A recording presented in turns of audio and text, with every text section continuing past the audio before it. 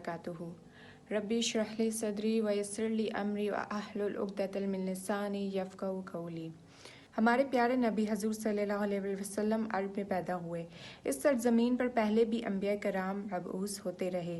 हर नबी ने अपने ज़माने और हालात के मुताबिक शरीयत की बातें बताईं, लोगों को अल्लाह की तरफ बुलाया, नेकी की दावत दी, बुराई से रोका।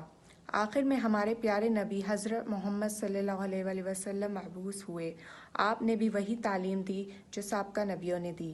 हमारे प्यारे नबी हज़ूर सल्लल्लाहु अलैहि वसल्लम 12 रबीउल अव्वल को मक्का में पैदा हुए। बच्चे का नाम मोहम्मद रखा गया। ऐसा नाम अरब में किसी ने नहीं रखा था। अरब में ये दस्तूर था कि बच्चा पैदा होते ही दाया के हवाले कर दिया जाता और वो अपने गांव ले जाकर अपनी निगरानी में परवरिश करती।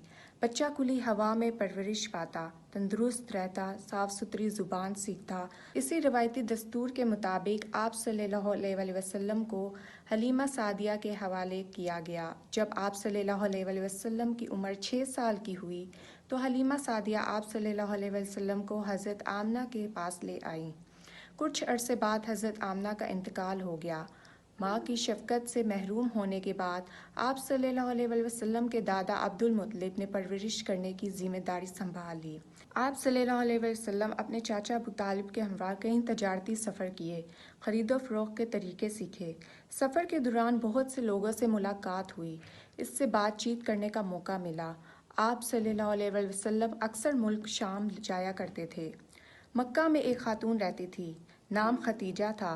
औरत तो थी लेकिन बासलाहियत थी। वो भी तजारत करती थी और अपना माल मुल्क शाम भेजती थी।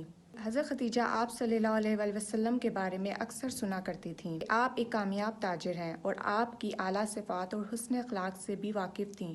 लोगों की ज़बान से ये कहते सुना कि आप सल्लल्लाहु अलैहि वसल्लम सादिक और अमीन हैं, लोगों पर रहम करते हैं। हज़रत खतीजा दिल में कहने लगी कि ऐसे सच्चे आदमी से मिलना चाहिए, शायद वो कारोबार में मदद कर सके। उन्होंने आप सल्लल्लाहु अलैहि वसल्लम को पैगाम भेजा। आप सल्लल्लाहु अलैहि वसल्लम बीबी खतीजा के घर पहुँचे। बीबी खतीजा ने हजूर अकरम से अर्ज़ किए कि आप सल्लल्लाहु अलैहि वसल्लम तजारती माल ले जाकर फ़रोख्त करें।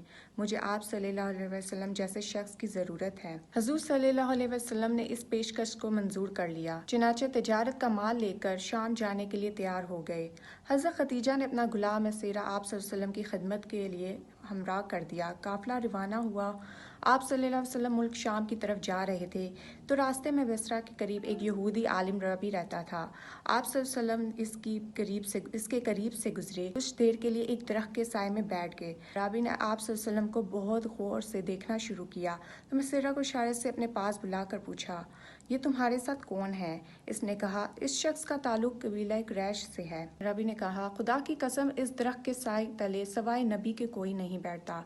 काश मैं इस वक्त तक जिंदा रहता जब इस शख्स को नबूवत मिलती। शाम के सफ़र से वापस लौटे। माल फ़रोख्त करने के बाद जो रकम हासिल की आप सल्लल्लाहु अलैहि वसल्लम ने हज़रत खतीजा के हवाले की। हज़रत खतीजा ने मसीरा से सफ़र में पेश आने वाले हालात दरियाफ़्त किए और आप सल्लल्लाहु अलैहि वसल्लम के बारे में भी पूछा। मसीरा ने सफ़र के दौरान पेश आने वाले वाक़ियात और आप सल्लल्लाहु अलैहि वसल्लम के साले किरदार के बारे में सब कुछ तफसील से बता दिया। मसीरा ने जो बातें बताईं इससे आप बहुत मुतासिर हुई और हजूर सल्लल्लाहु अलैहि वसल्लम की ज़ौजियत में आने के लिए आप सल्लल्लाहु अलैहि वसल्लम से निकाह की दरख्वास्त की।